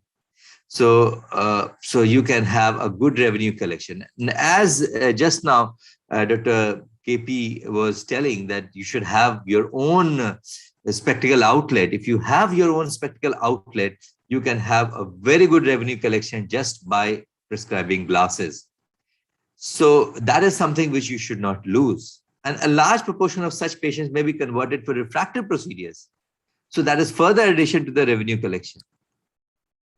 Now, why does a patient come to an ophthalmologist? The patient comes for getting good vision, right? And if you can provide by glasses, you can provide it by glasses or contact lens or by refractive procedure. Now, outlet also, then you can have a very good revenue collection. If you can convert the patient to contact lens, then it will further add to the revenue. The patient will buy contact lens, the patient will buy solutions, then patient will spend more time, will come for more follow-ups, and each follow-up will further generate revenue. And some of these patients can be converted to, refractive procedure or orthokeratology, or, then in such cases, you can further, add revenue to your existing, revenue generation. So that will be further very useful. And if you're providing all options at one place, then that is convenient for the patient. And the patient always likes to go to a place where you get a complete package. Why do you go to a mall? Because you have all the outlets there. So that is the reason why if the patient comes to you and he gets the refraction done also, and if he wants a refractive procedure, if that is also done, or contact lenses, if you can provide that also, and the patient can purchase from your place only, nothing like it. It's a lot of convenience for the patient, and that is what helps you in generating revenue. So in terms of return on investment, the ROI, I would say doing refraction at your own setup by yourself is very good. Why? Because it requires minimal investment, and it is mostly fixed investment. For surgeries, etc., you always have to, updating. You keep updating things. You keep buying more and more equipments, etc. But for refraction, you require a certain, minimal investment for which, which may not be very difficult, and it is a sort of a fixed kind of an investment. You do it once, you can continue with that for very long. Now. And there's a recurring revenue, as I said earlier. Now, profitability of medical practice is dictated by the number of patients examined, the income generated per patient as determined by the intensity of services provided, and the cost associated with providing these services. Now, just go reverse. This statement is something which had come up in one of the newsletters, one of the editorials actually. And now just go from the reverse. Now the cost associated with providing these services, if you're doing a refraction, there's minimal investment required. So the cost is less. Second point, income generated per patient as determined by intensity of services provided. The amount of services you do, the amount of counseling you do, you can generate a lot of income from that. And the third point is that the profitability is dictated by the number of patients examined. And you have a huge load of patients of refractive error. So the number of patients will be high if you handle these cases of refractive error yourself, if you provide a complete package at your place. Now, coming to the current scenario, the post-pandemic, during pandemic, the ophthalmic practice was hit very badly. And it is definitely the time to recover. So you can't leave any patient. Any patient that has come to you, you have to handle. And refractive error, which is the most common condition that comes to a patient, that comes to a doctor, has to be handled by yourself. So you have to do the refraction yourself and provide refractive correction by whatever means, by providing glasses from your outlet, by providing contact lens solutions, multi-purpose solutions from your own clinic, or by doing refractive procedure. So all these things can be done at one setup and can generate revenue. And there was a lot of talk about teleophthalmology and handling patients by teleophthalmology. But if a patient is having refractive error, teleophthalmology is not going to work in that. Teleophthalmology will not provide refractive correction. So because of COVID, there has been a lot of backlog of refractive errors, a lot of patients requiring refractive correction. And it is time that you attract these patients of refractive error to come to your clinic, to come to your setup. You provide all the facilities, you provide all sorts of corrections, and you generate revenue as per your will. So thank you very much for your patient listening. And any questions or any suggestions from you all will be most welcome. Thank you. Thank you so much, sir. Thank you so much, Dr. Kudlu, sir. We lived your life journey with you in those presentations, in those slides, sir. It was eye-opening, and especially your point about propaganda, that no money that is put in propaganda is ever wasted. I think that's a great tip to take forward. And Dr. Sinha, as you just mentioned that there is such a huge backlog of refractive error patients, especially again young kids who have got into online classes and are on the computer constantly for about 10 to 12 hours. So many asthenopia patients that come up. So what is your take on patients who come with asthenopia, sir? Do you prescribe glasses to say a 0.25 or a 0.5, or you say that you use them while you're on the laptop? What's your take on asthenopia patients which are on the rise because of COVID, sir? See, asthenopia can be because of a couple of reasons. One is because of conversion insufficiency, which can manifest when you are using these screens for your online classes, etc. That is one.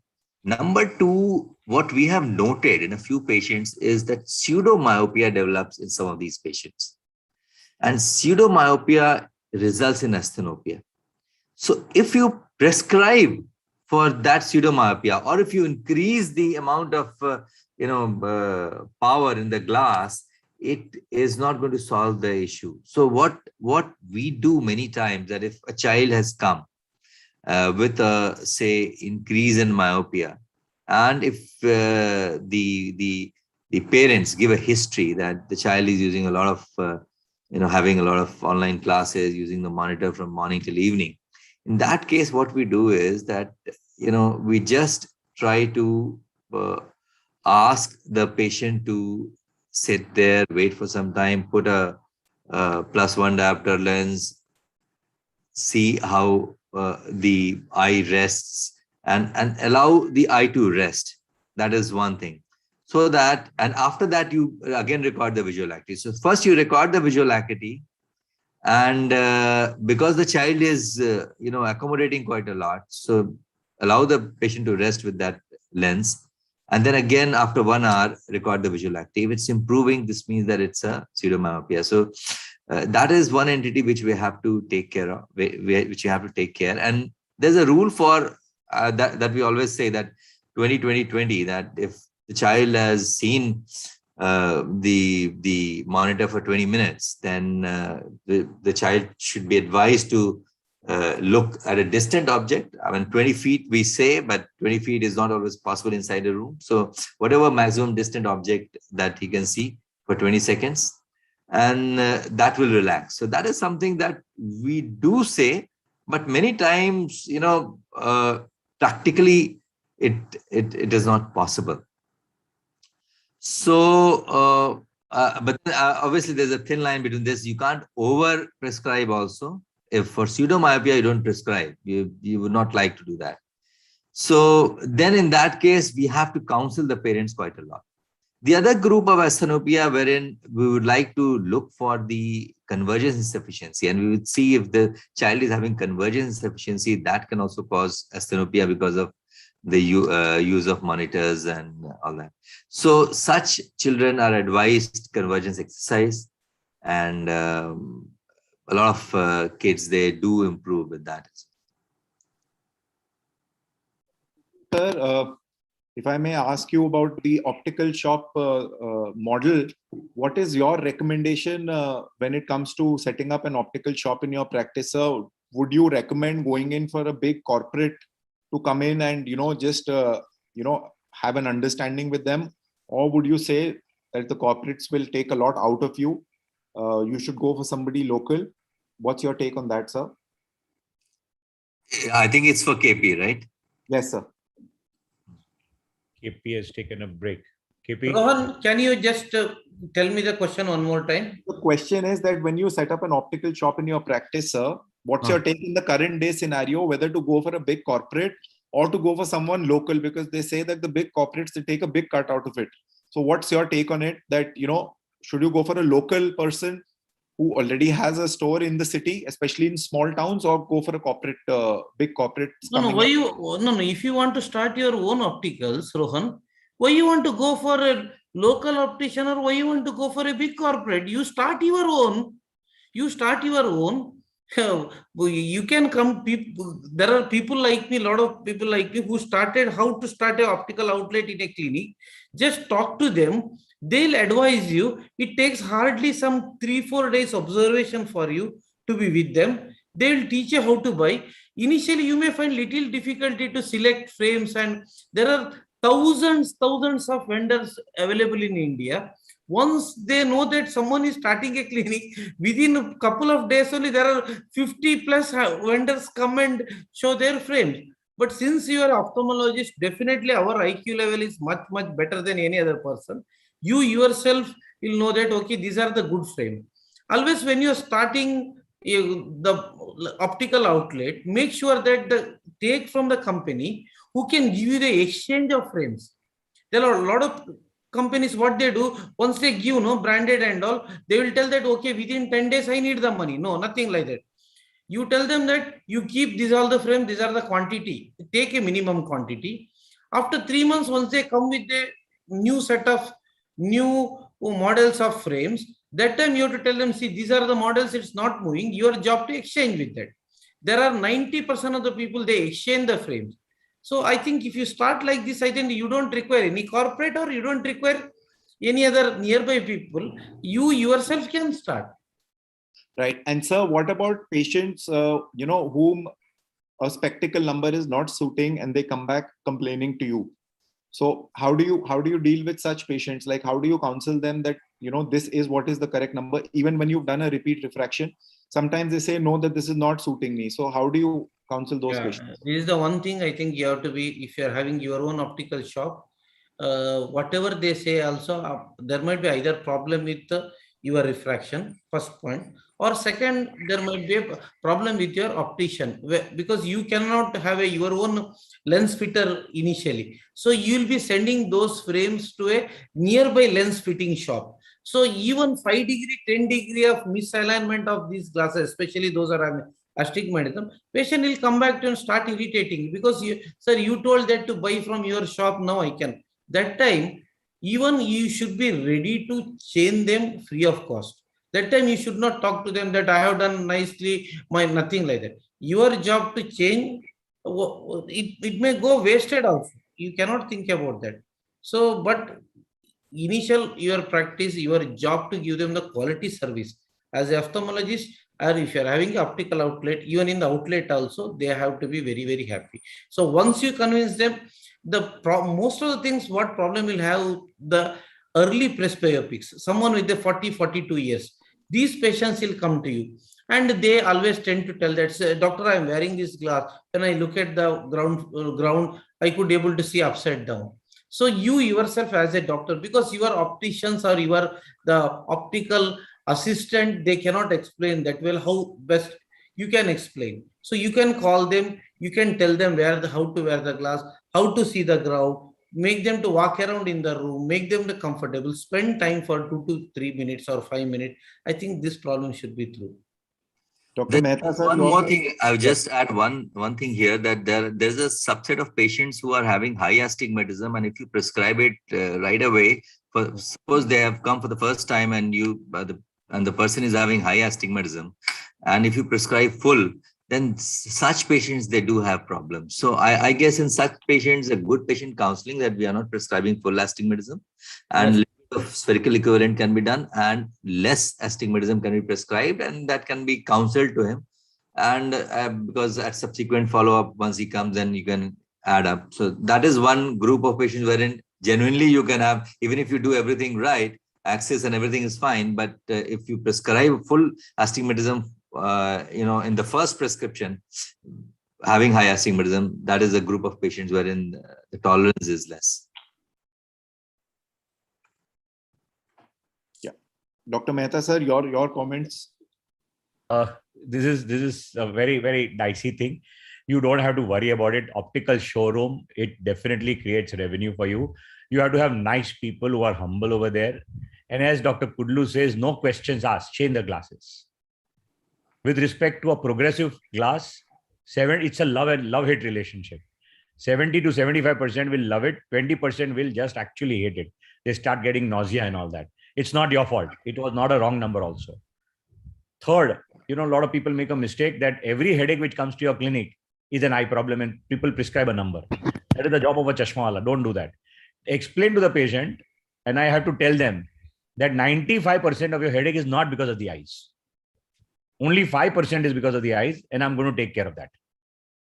Remember, this is very important because their frustration, their migraine, their lack of sleep, their sinusitis is all on you. And just because they've come to you, don't think that you have to prescribe glasses. So a good optical frame, showroom, no question, a must. Depends on what client you want. You have lower, medium, and higher. So you'll have to have all kinds of ranges, and you'll have to have trained people to do that. And you have to change glasses if patients are unhappy. You can't ask a question. Also remember refraction. The biggest problem is refraction. You give a glass number, even Bombay, every chashma wala refutes कि नहीं वो number बराबर नहीं है. They make them sit and give some number which is different. And we all know that you refract the same patient 3 times in 3 days, it will be a different number. The same patient, depending on his volume, or if a female has, water retention, or how good they are, sugar or whatever. So anybody can dispute. So I have a lot of patients who come to me, ek chashma wale ne ye diya, dusre ne ye diya. Dono aisa galat, you tell me that. I said, both are right at the right place. So it's just that you have to get figured out and give them some peace of mind. And it's a lot of counseling, chashma. Headache, different part of headache, but worth it if you have your team who can manage it. There is revenue to be made, and it's a very important part of your stream. In the beginning, it will give you more than that. And as always, every footstep, your contact lens, your glasses, everything gets in more revenue than actually a routine patient. So the crux is that you have to take the headache to counsel the patient so that the patient does not have headache. Rajesh, all their headaches are your headaches, truly speaking. Their frustrations in life, most often than not, they are comfortable, but they have to crib somewhere, and the doctor is the best place where they want to come and crib. आंख खटकता है, लाल है, अच्छा नहीं है, दुखता है, sir दर्द होता है, ये लेंस लगाया तभी से पैर में दर्द होता है. So this is how we have to take it, part of our life, that journey. So that smile, keeping your patience, not losing your patience, that's about all. But the whole family, pediatric age group to geriatric age group, the beauty of ophthalmology is that you cater from almost 26 weeks to 126 years. That's the beauty. Male, female, pediatric, geriatric. So gynec, gynec means you cut off the rest. Pediatrics means you cut off the rest. Here you have all kinds of population and you'll have to deal with them and their frustrations also. So on your glasses note, headache, first disassociate the eye from the headache. Not every headache, and I believe me, in my practice, 90% of the headache is never because of the eyes. Thank you. Thank you so much, everyone. We are so glad to get such pearls of wisdom from our pioneers. I would now request the president of IRSI, Dr. Mehta, to give a vote of thanks to the speakers. Thank you. First of all, the organizers, the young ophthalmologists who have taken this effort to spread the word. We had nobody to guide us when we started practice. Nobody to tell us what to do, how to go about, where to start from, what to do. Nothing was available on the net. There was no net available. And you have such stalwarts like Dr. Kudlu and Dr. Rajesh Sinha, who are sparing the valuable time at 9:30, 10 today.